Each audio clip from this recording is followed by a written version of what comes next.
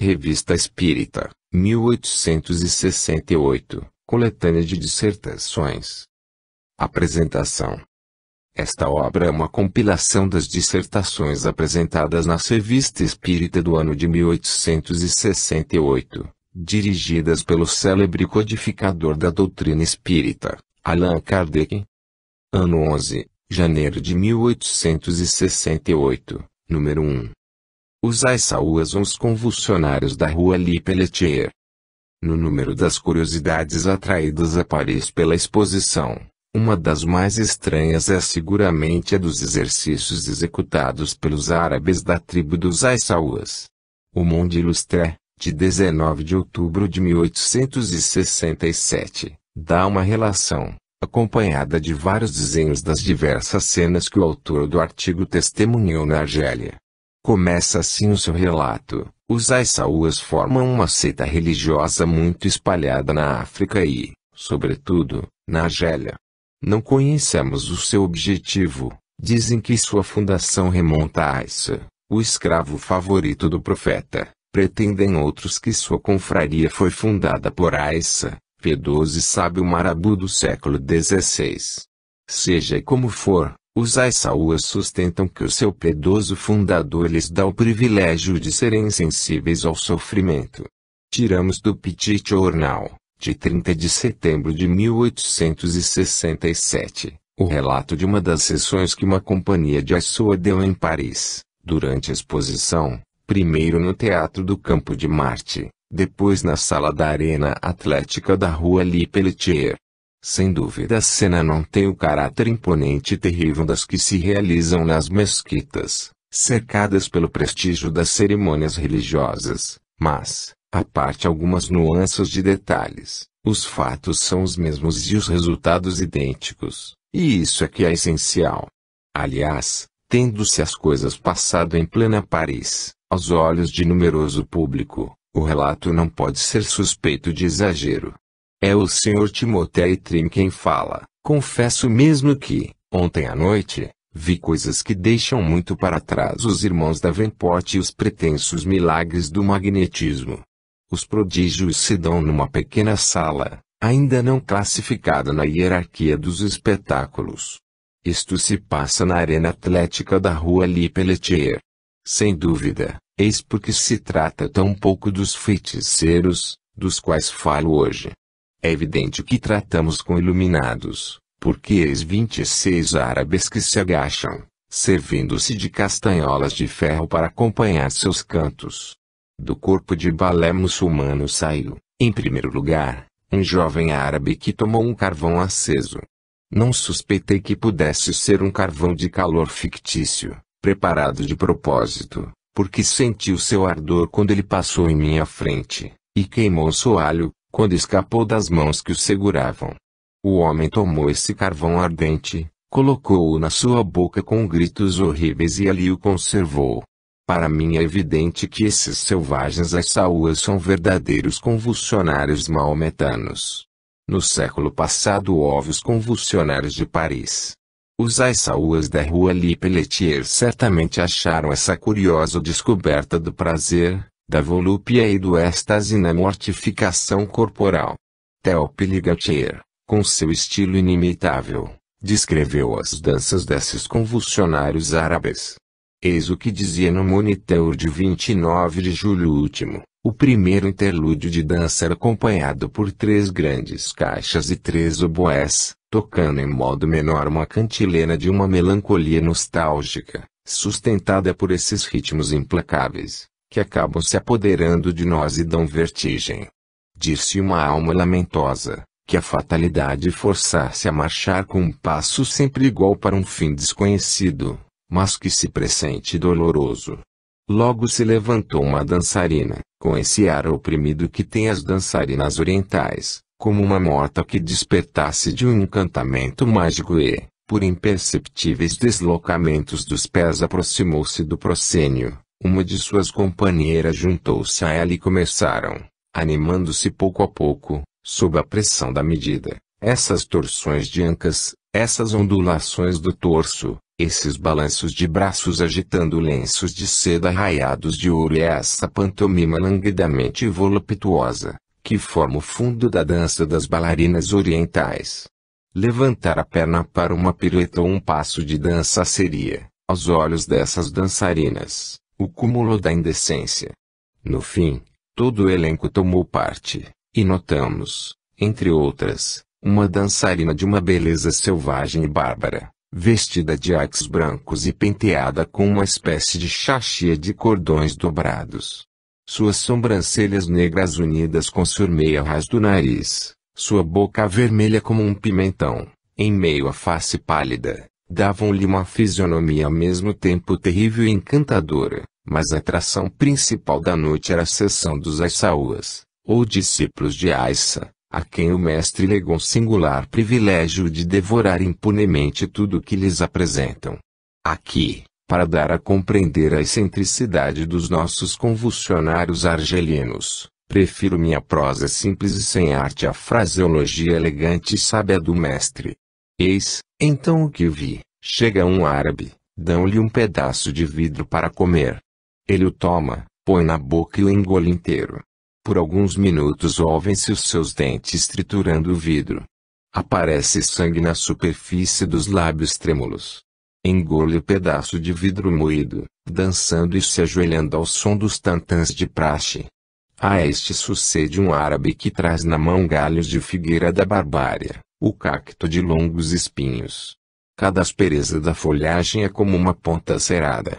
O árabe come essa folhagem picante, como comeríamos uma salada de alface ou de chicória. Quando a folhagem mortal de cacto foi ingerida, veio um árabe que dançava com uma lança na mão. Apoiou a lança no olho direito, dizendo versículos sagrados, que bem deveriam compreender os nossos oculistas. E o olho direito saiu completamente da órbita. Todos os assistentes soltaram um grito de terror. Então veio um homem que se deixou amarrar ao corpo por uma corda. 20 homens puxam, ele luta, sente a corda entrar nas carnes, ri e canta durante essa agonia. Eis um outro energúmeno diante do qual trazem um sabre turco. Passei os dedos em sua lâmina fina e cortante como a de uma navalha. O homem desata o cinto, mostra seu ventre nu e se deita sobre a lâmina, empurram-na. Mas o sabre respeita sua epiderme, o árabe venceu o aço. Passo em silêncio os Aissauas que comem fogo, colocando os pés descalços sobre um braseiro ardente. Fui ver o braseiro nos bastidores e atesto que é ardente composto de lenha inflamada. Também examinei a boca dos chamados comedores de fogo. Os dentes estão queimados, as gengivas calcinadas, a abóbada palatina parece ter se endurecido. Mas é mesmo fogo, todos esses tições que engolem, com contorções de danados, procurando aclimatar-se no inferno, que passa por um país quente. O que mais me impressionou nessa estranha exibição dos convulsionários da rua Lee Pelletier foi o comedor de serpentes. Imaginar um homem que abre um cesto. 10 serpentes de cabeça ameaçadora saem sibilando.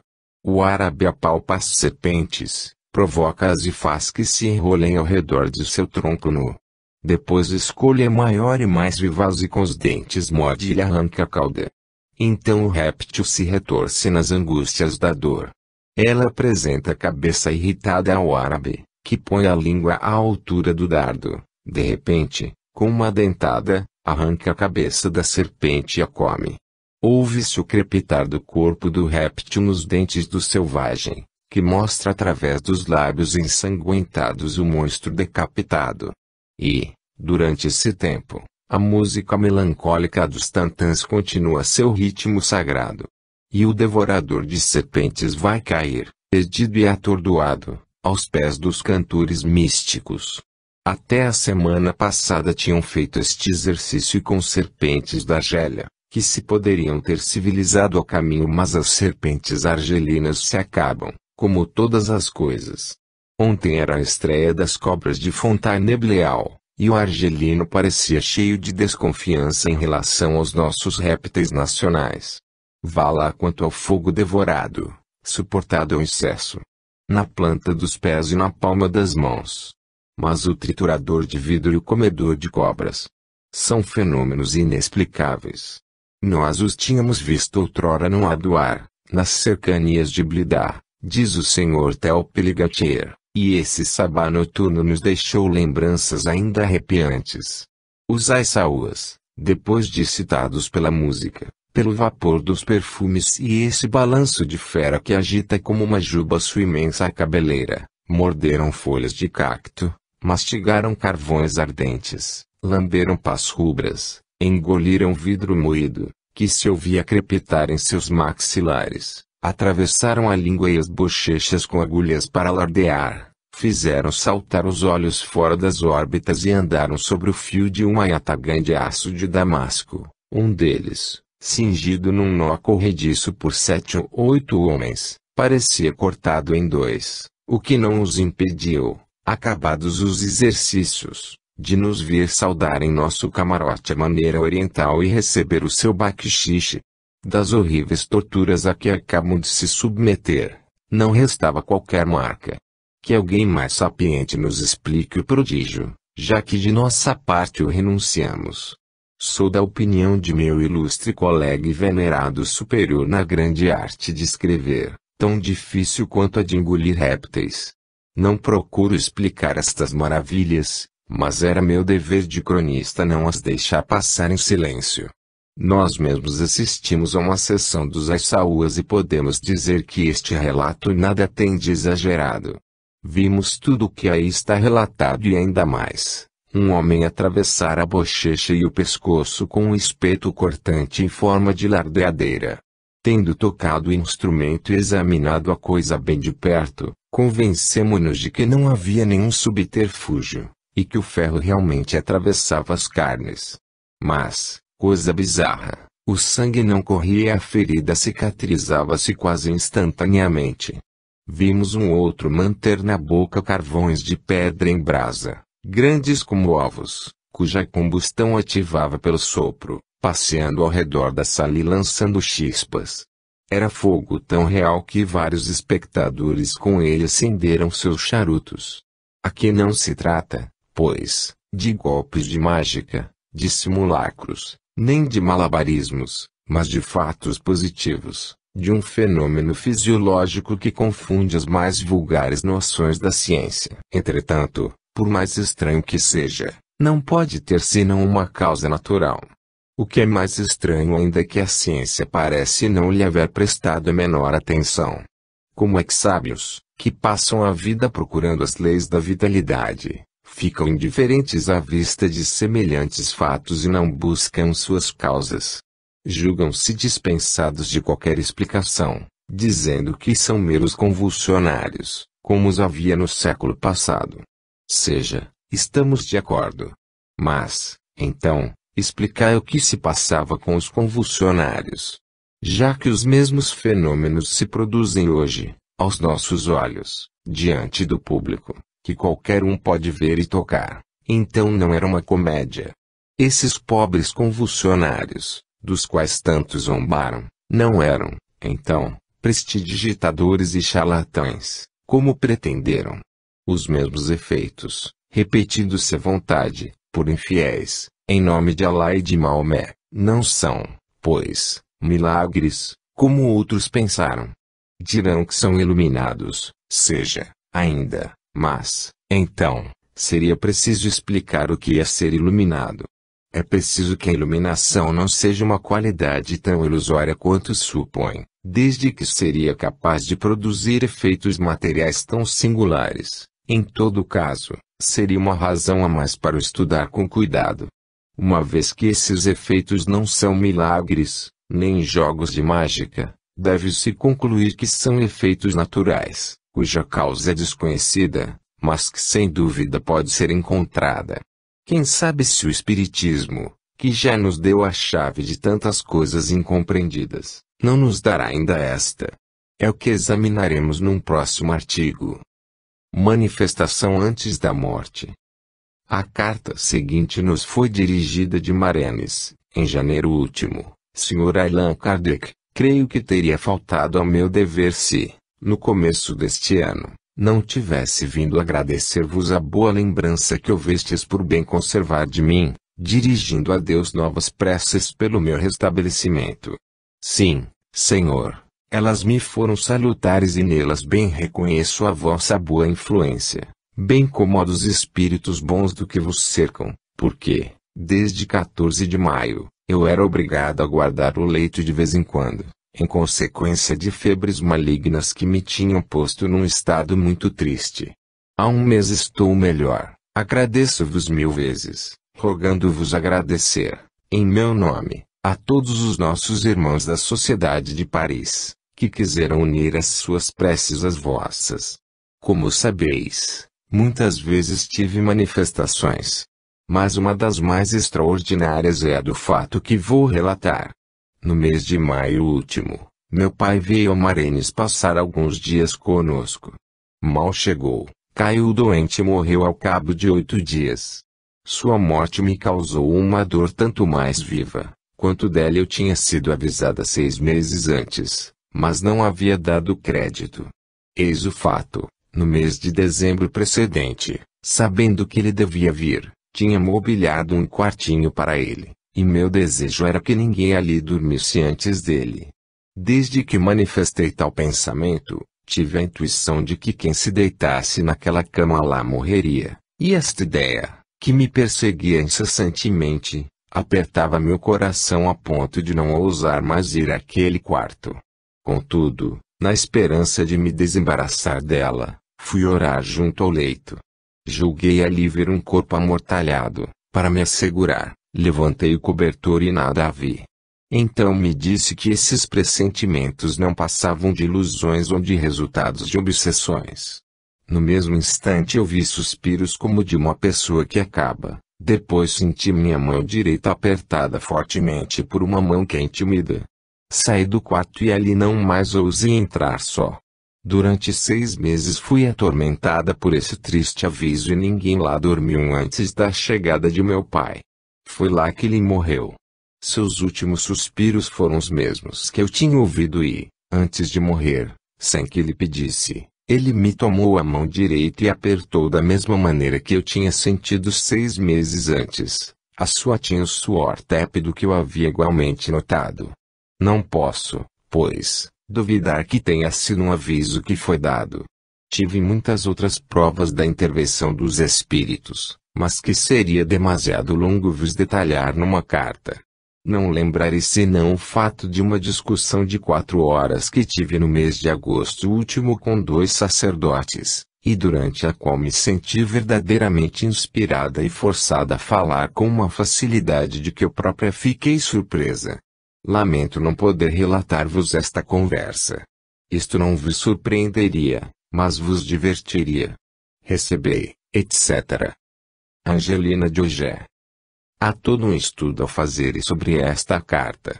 De início, aí vemos um estímulo a orar pelos doentes, depois, uma nova prova da assistência dos espíritos pela inspiração das palavras que se devem pronunciar em circunstâncias em que se estaria muito embaraçado para falar se estivesse entregue às próprias forças. É, talvez, um dos gêneros mais comuns de mediunidade, e que vem confirmar o princípio de que todo mundo é mais ou menos médium sem o suspeitar. Seguramente, se cada um se reportasse às diversas circunstâncias de sua vida e observasse com cuidado os efeitos que ressente ou de que foi testemunha, não haveria ninguém que não reconhecesse ter alguns efeitos de mediunidade inconsciente. Mas o fato mais saliente é o do aviso da morte do pai da senhora de Ogé, e o pressentimento com que foi perseguida durante 6 meses. Sem dúvida, quando ela foi orar naquele quarto, e creu ver um corpo no leito, que constatou estar vazio, poder-se-ia, com alguma verossimilhança, admitir o efeito de uma imaginação ferida. O mesmo poderia dar-se com os suspiros que ela ouviu. A pressão da mão também poderia ser atribuída a um efeito nervoso, provocado pela superexcitação de seu espírito. Mas como explicar a coincidência de todos esses fatos com o que se passou quando da morte de seu pai? A incredulidade dirá, por efeito do acaso, Diz o Espiritismo, fenômeno natural devido à ação de fluidos cujas propriedades até hoje foram desconhecidas, submetidas à lei que rege as relações do mundo espiritual com o mundo corporal. O Espiritismo, ligando as leis da natureza à maior parte dos fenômenos reputados sobrenaturais, vem precisamente combater o fanatismo maravilhoso, que o acusam de querer fazer reviver, e lhe dá dos que são possíveis uma explicação racional, e demonstra a impossibilidade dos que seriam uma derrogação das leis da natureza. A causa de uma imensidão de fenômenos está no princípio espiritual, cuja existência vem provar. Mas como os que negam esse princípio podem admitir as suas consequências? Aquele que nega a alma e a vida extracorporal não pode reconhecer os seus efeitos. Para os espíritas, o fato de que se trata nada tem de surpreendente se explica, por analogia, com uma multidão de fatos do mesmo gênero, cuja autenticidade não pode ser contestada. Entretanto, as circunstâncias em que se produziu apresentam uma dificuldade, mas o Espiritismo jamais disse que não tinha mais nada a aprender. Ele possui uma chave, cujas aplicações ainda está longe de compreender na sua inteireza, aplica-se a estudá-las, a fim de chegar a um conhecimento tão completo quanto possível das forças naturais e do mundo invisível, no meio do qual vivemos, mundo que nos interessa a todos, porque todos, sem exceção, devemos nele entrar mais cedo ou mais tarde, e vemos todos os dias, pelo exemplo dos que partem, a vantagem de o conhecer antecipadamente. Nunca repetiríamos em demasia. O Espiritismo não faz nenhuma teoria preconcebida, vê, observa, estuda os efeitos e dos efeitos procura remontar as causas, de tal sorte que, quando formula um princípio ou uma teoria, sempre se apoia na experiência. É, pois, rigorosamente certo dizer que é uma ciência de observação. Os que fingem nele não ver senão uma obra de imaginação, provam que lhe ignoram as primeiras palavras. Se o pai da senhora Diogé tivesse morrido, sem que ela o soubesse, na época em que sentiu os efeitos de que falamos, esses efeitos se explicariam da maneira mais simples. Desprendido do corpo, o espírito teria vindo a ela avisá-lhe de sua partida deste mundo, e atestar sua presença por uma manifestação sensível, com auxílio de seu fluido perispiritual. Isto é muito frequente.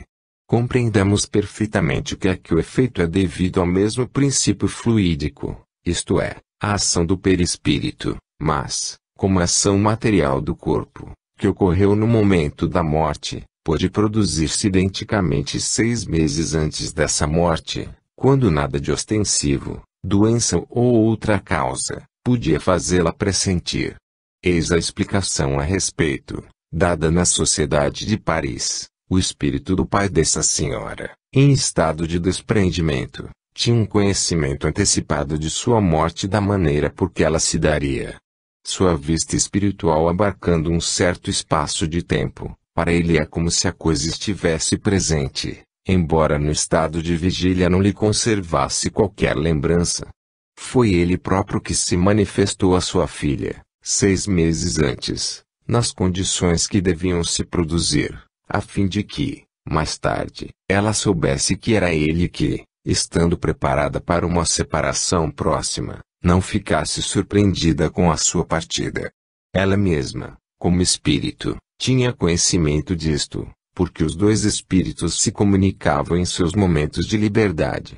É o que lhe dava a intuição de que alguém devia morrer naquele quarto. Essa manifestação ocorreu igualmente com o objetivo de fornecer um assunto de instrução a respeito do conhecimento do mundo invisível. Ano 11, fevereiro de 1868, número 2. Instruções dos Espíritos. Os Messias do Espiritismo. 1. Já vos foi dito que um dia todas as religiões se confundirão numa mesma crença. Ora, eis como isto acontecerá. Deus dará um corpo a alguns espíritos superiores, e eles pregarão o Evangelho puro. Um novo Cristo virá, porá fim a todos os abusos que duram há tanto tempo e reunirá os homens sob uma mesma bandeira. Nasceu o novo Messias, e ele restabelecerá o Evangelho de Jesus Cristo. Glória ao seu poder. Não é permitido revelar o lugar onde ele nasceu, e se alguém vier vos dizer, ele está em tal lugar, não acrediteis, porque ninguém o saberá antes que ele seja capaz de se revelar, e daqui até lá é preciso que grandes coisas se realizem, para aplainar os caminhos. Se Deus vos deixar viver bastante, vereis pregar o verdadeiro Evangelho de Jesus Cristo pelo novo missionário de Deus, e uma grande mudança será feita pelas pregações desse filho abençoado. A sua palavra é poderosa, os homens das diferentes crenças se darão as mãos. Glória a esse divino enviado, que vai restabelecer as leis mal compreendidas e mal praticadas do Cristo. Glória ao Espiritismo, que o precede e que vem esclarecer todas as coisas. Crede, meus irmãos, que somente vós recebereis semelhantes comunicações. Mas guardai-as em segredo até nova ordem. São José, Sétif, Argélia, 1861. Observação: esta revelação é uma das primeiras deste gênero que nos foram transmitidas, mas outras já a tinham precedido. Depois, foi dado espontaneamente um grande número de comunicações sobre o mesmo assunto, em diferentes centros espíritas da França e do estrangeiro, todas concordes no fundo do pensamento. E como em toda parte compreenderam a necessidade de não as divulgar, e como nenhuma foi publicada, não poderiam ser o reflexo umas das outras. É um dos mais notáveis exemplos da simultaneidade da concordância do ensino dos espíritos quando é chegado o momento de uma questão. Está incontestavelmente constatado que a vossa é uma época de transição e de fermentação geral, mas ainda não chegou àquele grau de maturidade que marca a vida das nações. É ao século XX que está reservado o remanejamento da humanidade. Todas as coisas que vão realizar-se daqui até lá não passam de preliminares da grande renovação. O homem chamado a consumá-la ainda não está maduro para realizar sua missão, mas já nasceu. Sua estrela apareceu na França marcada por uma auréola, e vos foi mostrada há pouco tempo na África. Sua rota está previamente marcada. A corrupção dos costumes, as desgraças que serão a consequência do desencadeamento das paixões, o declínio da fé religiosa serão sinais precursores de seu advento. A corrupção no seio das religiões é o sintoma de sua decadência, como é o da decadência dos povos e dos regimes políticos, porque ela é um indício de uma falta de fé verdadeira. Os homens corrompidos arrastam a humanidade para um despenhadeiro funesto, de onde ela não pode sair senão por uma crise violenta. Dá-se o mesmo com as religiões que substituem o culto da divindade pelo culto do dinheiro e das honras, e que se mostram mais ávidas dos bens materiais da terra do que dos bens espirituais do céu. Fenelon, Constantina, dezembro de 1861. 3. Quando uma transformação da humanidade deve operar-se, Deus envia em missão um espírito capaz, por seus pensamentos e por uma inteligência superior, de dominar seus contemporâneos e de imprimir às gerações futuras as ideias necessárias para uma revolução moral civilizadora. Assim, de tempos em tempos vê-se elevar-se acima do comum dos mortais seres que, como faróis, os guiam na via do progresso e os fazem transpor em alguns anos as etapas de vários séculos. O papel de alguns é limitado a um país ou a uma raça, são como oficiais subalternos, cada um conduzindo uma divisão do exército, mas há outros cuja missão é agir sobre a humanidade inteira, que não aparecem senão nas épocas mais raras, que marcam a era das transformações gerais. Jesus Cristo foi um desses enviados excepcionais. Do mesmo modo tereis, para os tempos chegados, um espírito superior que dirigirá o movimento de conjunto e dará uma coesão poderosa às forças esparsas do espiritismo. Deus sabe na hora certa a modificar nossas leis e nossos hábitos, e quando um fato novo se apresentar, esperai e orai, porque o Eterno nada faz que não seja segundo as leis de divina justiça, que regem o universo. Para vós que tendes fé, e que consagrastes a vossa vida à propaganda da ideia regeneradora, Isto deve ser simples e justo, mas só Deus conhece aquele que está prometido. Limito-me a dizer-vos, esperai e orai, porque o tempo é chegado e o novo Messias não vos faltará. Deus saberá designá-lo a seu tempo. E, aliás, é por suas obras que ele se afirmará. Podeis esperar por muitas coisas, vós que vedes tantas estranhas em relação às ideias admitidas pela civilização moderna. Baluze, Paris, 1862. 4. Eis uma questão que se repete em toda parte. O Messias anunciado é a pessoa mesma do Cristo.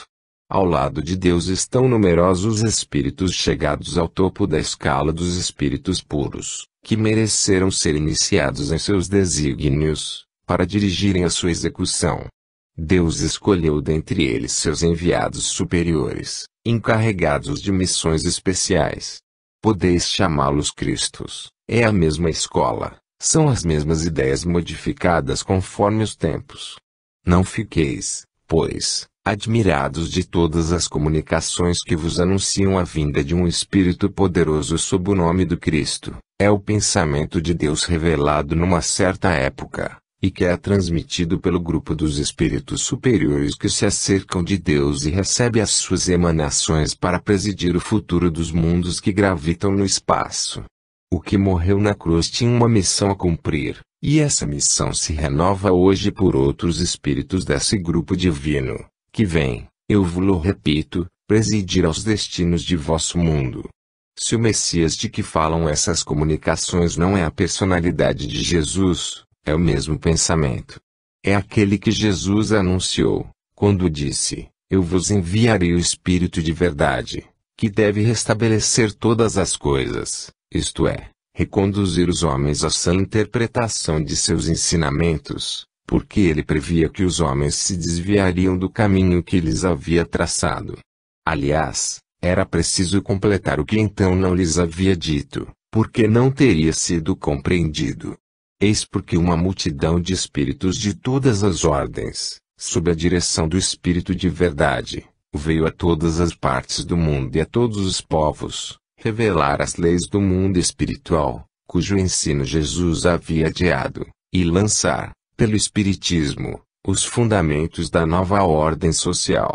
Quando todas as bases estiverem postas, então virá o Messias, que deve coroar o edifício e presidir a reorganização, auxiliado pelos elementos que tiverem sido preparados. Mas não creiais que esse Messias esteja só, haverá muitos que abraçarão, pela posição que cada um ocupará no mundo, as grandes partes da ordem social, a política, a religião, a legislação, a fim de as fazer concordar com o mesmo objetivo. Além dos Messias principais, espíritos de escola surgirão em todas as partes e que, como lugar-tenentes animados da mesma fé e do mesmo desejo, agirão de comum acordo, sob o impulso do pensamento superior. É assim que, pouco a pouco, se estabelecerá a harmonia do conjunto, mas é preciso, primeiramente, que se realizem certos acontecimentos. Lacordaire, Paris, 1862. Os espíritos marcados. 5. Há muitos espíritos superiores que concorrerão poderosamente para a obra regeneradora, mas nem todos são Messias. É preciso distinguir, 1. Os espíritos superiores, que agem livremente e por sua própria vontade. 2. Os espíritos marcados, isto é, designados para uma missão importante. Tem a irradiação luminosa, que é o sinal característico de sua superioridade. São escolhidos entre os espíritos capazes de as cumprir, entretanto, como têm livre-arbítrio, podem falir por falta de coragem, de perseverança ou de fé e não estão livres dos acidentes que podem abreviar os seus dias. Mas como os desígnios de Deus não estão à mercê de um homem, o que um não faz, o outro é chamado a fazer. Eis porque há muitos chamados e poucos escolhidos. Feliz aquele que realiza a sua missão segundo as vistas de Deus e sem desfalecimento. 3.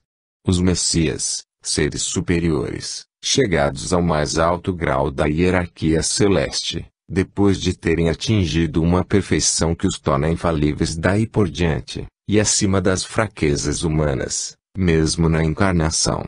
Admitidos nos conselhos do Altíssimo, recebem diretamente sua palavra, que são encarregados de transmitir e fazer cumprir. Verdadeiros representantes da divindade, da qual tem o pensamento, é entre eles que Deus escolhe seus enviados especiais, os seus messias, para as grandes missões gerais, cujos detalhes de execução são confiados a outros espíritos encarnados ou desencarnados, agindo por suas ordens e sob sua inspiração. Espíritos dessas três categorias devem concorrer ao grande movimento regenerador que se opera. Êxtase sonambúlico, Paris, 1866. 6. Venho, meus amigos, confirmar a esperança dos altos destinos que esperam o Espiritismo. Esse glorioso futuro que vos anunciamos será realizado pela vinda de um Espírito superior, que resumirá, na essência de sua perfeição, todas as doutrinas antigas e novas, e que, pela autoridade de sua palavra, ligará aos homens as crenças novas. Semelhante ao sol nascente, dissipará todas as obscuridades amontoadas sobre a eterna verdade, pelo fanatismo e pela inobservância dos preceitos do Cristo. Estrela da nova crença, o futuro Messias cresce na sombra, mas já os seus inimigos tremem e as virtudes dos seus estão abaladas. Perguntai se esse novo Messias é a pessoa mesma de Jesus de Nazaré. Que vos importa, se é o mesmo pensamento que os anima a ambos? São as imperfeições que dividem os espíritos, mas quando as perfeições são iguais, nada os distingue, formam unidades coletivas, sem perderem a sua individualidade. O começo de todas as coisas é obscuro e vulgar, o que é pequeno cresce, nossas manifestações, a princípio acolhidas com desdém, a violência ou a indiferença banal da curiosidade ociosa, espalharão ondas de luz sobre os cegos e os regenerarão. Todos os grandes acontecimentos têm seus profetas, ora insensados, ora desprezados. Assim como Moisés conduziu os hebreus, nós vos conduziremos para a terra prometida da inteligência. Similitude impressionante. Os mesmos fenômenos se repetem, não mais no sentido material, destinado a ferir os homens infantis, mas na sua acepção espiritual. As crianças se tornaram adultos, crescendo o objetivo, os exemplos não mais se dirigem aos olhos, a vara de Arão está partida, e a única transformação que operamos é a de vossos corações, tornados atentos ao grito de amor que, do céu, repercute na terra. Espíritas, compreendei a gravidade de vossa missão, estremecei de alegria, porque não está longe a hora em que o divino enviado alegrará o mundo. Espíritas laboriosos, sede benditos em vossos esforços e perdoados em vossos erros. A ignorância e a perturbação ainda vos ocultam uma parte da verdade que só um celeste mensageiro vos pode revelar inteiramente. São Luís, Paris, 1862. 7. A vinda do Cristo trouxe à vossa terra sentimentos que, por um instante, a submeteram à vontade de Deus, mas os homens, enceguecidos por suas paixões, não puderam guardar no coração o amor do próximo, o amor do Mestre do céu.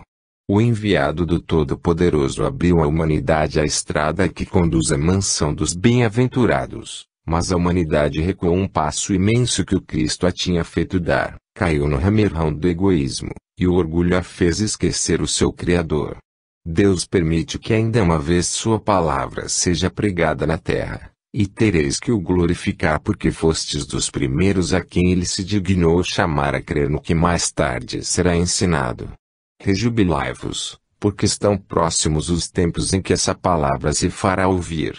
Melhorai-vos, aproveitando os ensinamentos que ele permite que vos demos.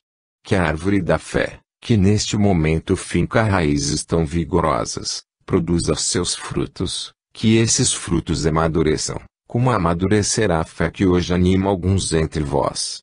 Sim, meus filhos, O povo se comprimirá sobre os passos do novo mensageiro anunciado pelo próprio Cristo, e todos virão escutar essa divina palavra, porque nela reconheceram a linguagem da verdade e o caminho da salvação. Deus, que permitiu que vos esclarecêssemos, que sustentássemos vossa marcha até hoje, permitirá ainda que vos demos as instruções que vos são necessárias. Mas também vós, os primeiros favorecidos pela crença, tendes vossa missão a cumprir, tereis de trazer aqueles do vosso meio que ainda duvidam das manifestações que Deus permite, tereis de fazê-los ir aos seus olhos os benefícios daquilo que tanto vos consolou, porque nos vossos dias de tristeza e de abatimento a vossa crença não vos sustentou. Não fez nascer em vosso coração essa esperança que, sem ela, teríeis ficado no desalento. Eis o que é preciso fazer: partilhar os que ainda não creem, não por uma precipitação intempestiva, mas com prudência e sem chocar de frente os preconceitos longamente arraigados. Não se arranca uma velha árvore de um golpe só, como se fora um pé de erva, mas pouco a pouco. Semeai desde agora o que mais tarde quereis colher. Semeai o grão que virá frutificar no terreno que tiverdes preparado e cujos frutos vós mesmos colhereis, porque Deus vos levará em conta o que tiverdes feito por vossos irmãos. Lamenais, Havre, 1862. Futuro do Espiritismo. 8. Depois de suas primeiras etapas, o Espiritismo, aguerrido, desembaraçando-se cada vez mais das obscuridades que lhe serviram de fraldas, em breve fará sua aparição na grande cena do mundo. Os acontecimentos marcham com tal rapidez que não se pode ignorar a poderosa intervenção dos espíritos que presidem aos destinos da Terra. Há como que um estremecimento íntimo nos flancos do vosso globo, em trabalho de gestação. Novas raças saídas das altas esferas vêm rodopiar em torno de vós, esperando a hora de sua encarnação messiânica, e para isto se preparando pelo estudo das vastas questões que hoje agitam a Terra. De todos os lados veem-se sinais de decrepitude nos usos e legislações, que não mais estão de acordo com as ideias modernas. As velhas crenças adormecidas há séculos parecem despertar de seu torpor secular e se admiram de se verem em luta com novas crenças, emanadas dos filósofos e dos pensadores do século passado. O sistema degenerado de um mundo que não passava de um simulacro, se esborou ante a aurora do mundo real, do mundo novo. A lei de solidariedade, da família passou aos habitantes dos estados, para em seguida conquistar a terra inteira, mas esta lei tão sábia, tão progressiva, essa lei divina, numa palavra, não se limitou a esse resultado único, infiltrando-se no coração dos grandes homens, ensinou-lhes não só que ela era necessária ao grande melhoramento da vossa habitação, mas que se estendia a todos os mundos do vosso sistema solar, para de lá se estender a todos os mundos da imensidade. É bela essa lei de solidariedade universal, porque nela se encontra essa máxima sublime, todos por um e um por todos. Eis, meus filhos, a verdadeira lei do Espiritismo, a verdadeira conquista de um futuro próximo. Marchai, pois, imperturbavelmente em vossa estrada, sem vos preocupar com as zombarias de uns e o amor próprio ferido de outros. Estamos e ficaremos convosco, sob a égide do Espírito de Verdade, meu e vosso mestre. Erasto, Paris, 1863. 9. Cada dia o Espiritismo estende o círculo de seu ensino moralizador. Sua grande voz ecoou de um extremo a outro da terra. A sociedade se comoveu com ela e de seu seio partiram adeptos e adversários. Adeptos fervorosos, adversários hábeis, mas cuja habilidade e renome serviram à própria causa que queriam combater, chamando para a doutrina nova atenção das massas e lhes dando o desejo de conhecer os ensinos regeneradores, que seus adeptos preconizam, e que os faziam escarnecer e ridicularizar. Contemplai o trabalho realizado e rejubilai-vos com o resultado. Mas que efervescência indizível não se produzirá entre os povos, Quando seus mais amados escritores vierem juntar-se aos nomes mais obscuros ou menos conhecidos dos que se aglomeram em torno da bandeira da verdade. Vede o que produziram os trabalhos de alguns grupos isolados, na maioria entravados pela intriga e pela malquerença, e julgai da revolução que se operará quando todos os membros da grande família espírita se derem as mãos e declararem, de fronte ativa e coração firme, a sinceridade de sua fé e de sua crença na realidade do ensinamento dos espíritos. As massas amam o progresso, buscam-no, mas não o temem. O desconhecido inspira um secreto terror aos filhos ignorantes de uma sociedade embalada em preconceitos, que ensaia os primeiros passos na via da realidade e do progresso moral. As grandes palavras de liberdade, de progresso, de amor, de caridade ferem o povo sem o comover. Muitas vezes ele prefere seu estado presente e medíocre a um futuro melhor, mas desconhecido. A razão desse pavor do futuro está na ignorância do sentimento moral num grande números, e do sentimento inteligente em outros. Mas, como disseram vários filósofos, divagando sobre uma concepção falsa da origem das coisas, inclusive eu, porque coraria de o dizer? Não poderia enganar-me. Não é verdade que a humanidade seja má por essência. Não, aperfeiçoando a sua inteligência ela não dará um impulso maior às suas más qualidades.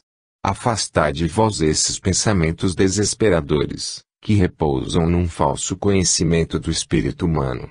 A humanidade não é má por natureza, mas é ignorante e, por isso mesmo, mais apta a se deixar governar por suas paixões.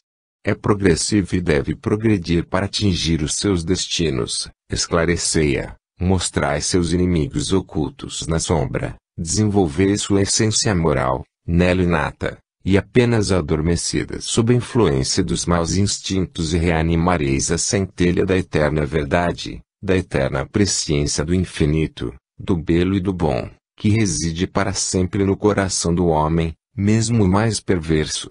Filhos de uma doutrina nova, reuni vossas forças, que o sopro divino e o socorro dos espíritos bons vos sustentem, e fareis grandes coisas. Tereis a glória de haver posto as bases dos princípios imperecíveis, cujos frutos vossos descendentes recolherão. Montaigne, Paris, 1865. As estrelas cairão do céu. 10. Ó! Como é bela a luz do Senhor! Que brilho prodigioso espalham seus raios! Santa Sião! Bem-aventurados os que estão sentados à sombra de teus tabernáculos! Ó! Que harmonia comparável às esferas do Senhor! Beleza incompreensível para olhos mortais, incapazes de perceber tudo quando não depende do domínio dos sentidos. Aurora esplêndida de um dia novo, o Espiritismo vem iluminar os homens. Os clarões mais fortes já aparecem no horizonte. Os espíritos das trevas, vendo que seu império vai desmoronar, são vítimas de raivas impotentes e já põem sua última energia em complots infernais. O anjo radioso do progresso já estende suas brancas asas coloridas. As virtudes dos céus já se abalam e as estrelas caem de sua abóbada, mas transformadas em espíritos puros, que vêm, como anuncia a Escritura em linguagem figurada, proclamar sobre as ruínas do velho mundo o advento do Filho do Homem. Bem-aventurados aqueles cujos corações estão preparados para receber a semente divina, que os Espíritos do Senhor lançam a todos os ventos do céu. Bem-aventurados os que cultivam, no santuário da alma, as virtudes que o Cristo lhes veio ensinar, e que ainda lhes ensina pela voz dos médiuns, isto é, dos instrumentos que repetem as palavras dos Espíritos. Bem-aventurados os justos, porque o reino dos céus lhes pertencerá. Ó, meus amigos! Continuai a marchar no caminho que vos é traçado, não vos constituais em obstáculos à verdade que quer esclarecer o mundo. Não, sede propagadores zelosos e infatigáveis como os primeiros apóstolos, que não tinham teto para abrigar suas cabeças, mas que marchavam para a conquista que Jesus havia começado, que marchavam sem ideia preconcebida, sem hesitação, que todos sacrificavam, até a última gota de seu sangue, a fim de que o cristianismo fosse implantado. Vós, meus amigos, não necessitais de sacrifícios tão grandes. Não, Deus não vos pede vossa vida, mas o vosso coração, vossa boa vontade. Sede, pois, zelosos e marchai unidos e confiantes, repetindo a palavra divina: meu Pai, que seja feita a vossa vontade, e não a minha. Dupuche, bispo de Argel, Bordeaux, 1863. Os mortos sairão de seus túmulos. 11. Povos, escutai. Uma voz se faz ouvir de um extremo a outro dos mundos, é a do precursor anunciando a vinda do Espírito de verdade, que vem endireitar os caminhos tortuosos por onde o espírito humano se desgarrava em falsos sofismas. E a trombeta do anjo vindo despertar os mortos para que saiam de seus túmulos. Muitas vezes tendes lido a revelação de João e vos perguntastes: mas, que quer ele dizer? Como se cumprirão essas coisas surpreendentes? E, confusa, vossa razão mergulhava num tenebroso labirinto, de onde não podia sair, porque querias tomar ao pé da letra o que estava escrito em sentido figurado. Agora que chegou o tempo em que uma parte dessas predições vai cumprir-se, pouco a pouco aprendereis a ler nesse livro onde o discípulo bem-amado consignou as coisas que lhe tinha sido dado ver. Entretanto, as más traduções e as falsas interpretações ainda vos aborrecerão um pouco, mas com um trabalho perseverante chegareis a compreender o que, até o presente, tinha sido para vós uma carta fechada.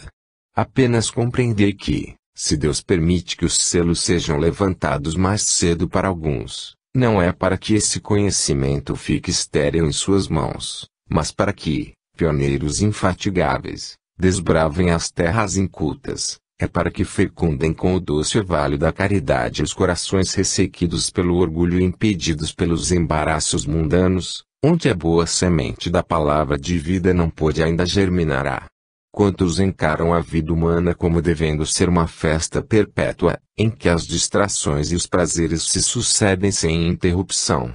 Inventam milhonadas para encantar os seus lazeres, cultivam seu espírito, porque é uma das facetas brilhantes que servem para fazer ressaltar sua personalidade, são semelhantes a essas bolhas efêmeras, refletindo as cores do prisma e se balançando no espaço, atraem os olhares por algum tempo. Depois as procurais. E elas desapareceram sem deixar traços. Do mesmo modo, essas almas mundanas brilharam com uma luz que não lhes era própria, durante sua curta passagem terrena, e dela nada restou de útil, nem para os seus semelhantes, nem para elas mesmas.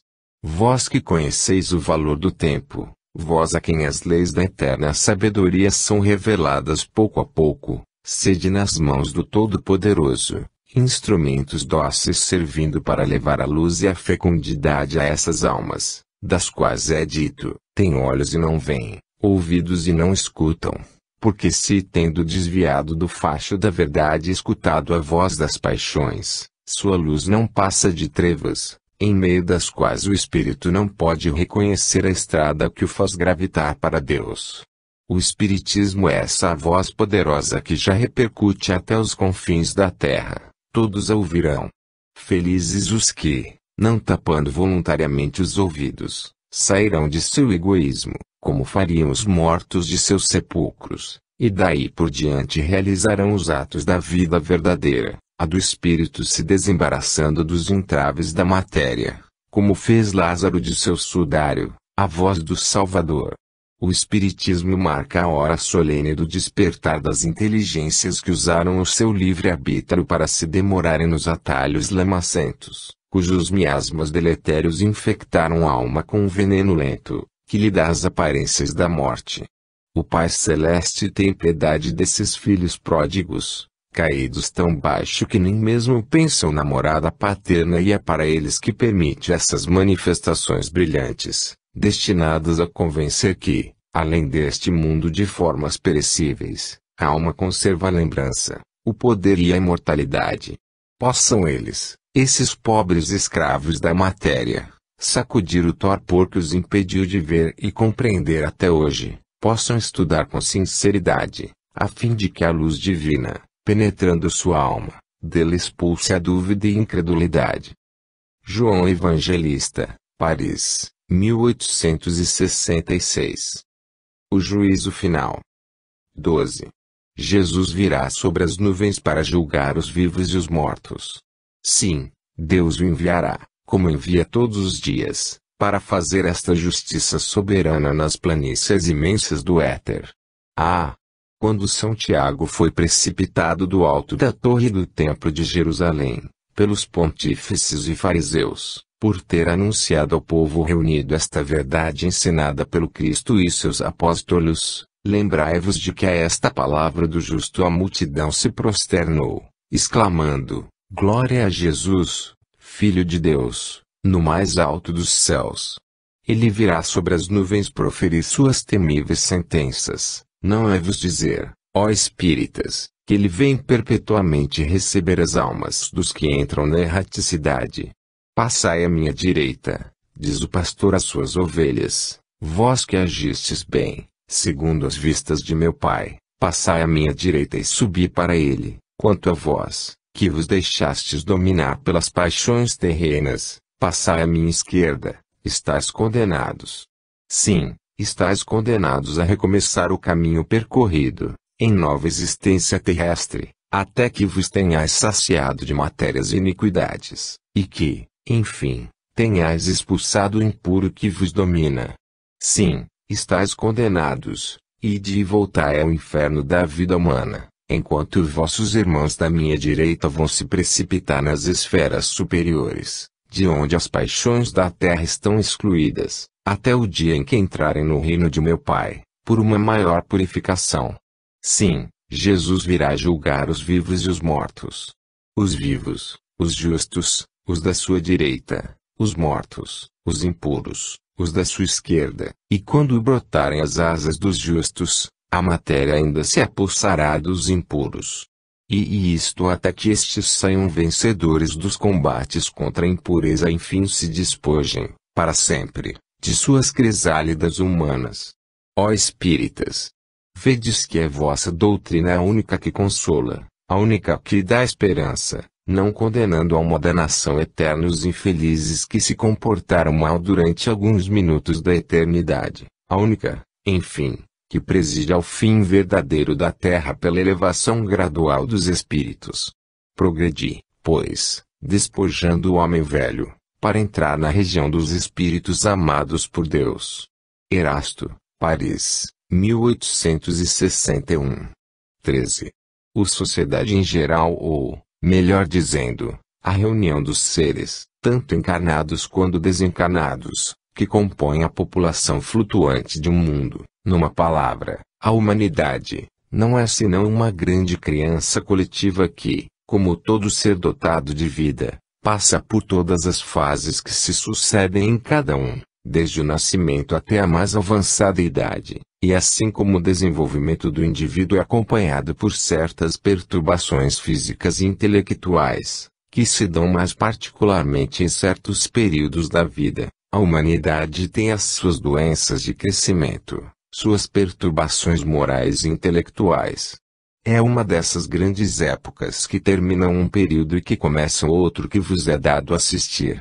Participando ao mesmo tempo das coisas do passado e das do futuro, nos sistemas que se aniquilam e nas verdades que se estabelecem. Tende cuidado, meus amigos, de vos pôr do lado da solidez, da progressão e da lógica, se não quiserdes ser arrastados sem rumo, e abandonai os palácios suntuosos quanto à aparência, mas vacilantes pela base, e que logo sepultarão sob suas ruínas os infelizes bastante insensatos que deles não querem sair, a despeito dos avisos de toda a natureza que lhes são prodigalizados.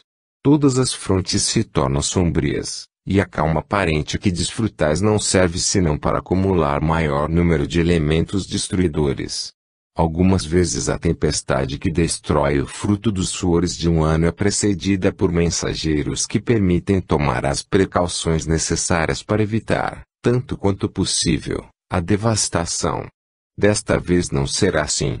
O seu carregado parecerá iluminar-se, as nuvens fugirão, depois, de repente, todos os furores, por muito tempo reprimidos, se desencadearão com uma violência inaudita. Infeliz dos que não tiverem preparado um abrigo. Infelizes dos fanfarrões que enfrentarem o perigo de mãos desarmadas e peito descoberto. Infelizes dos que desafiarem o perigo com a taça na mão. Que decepção terrível os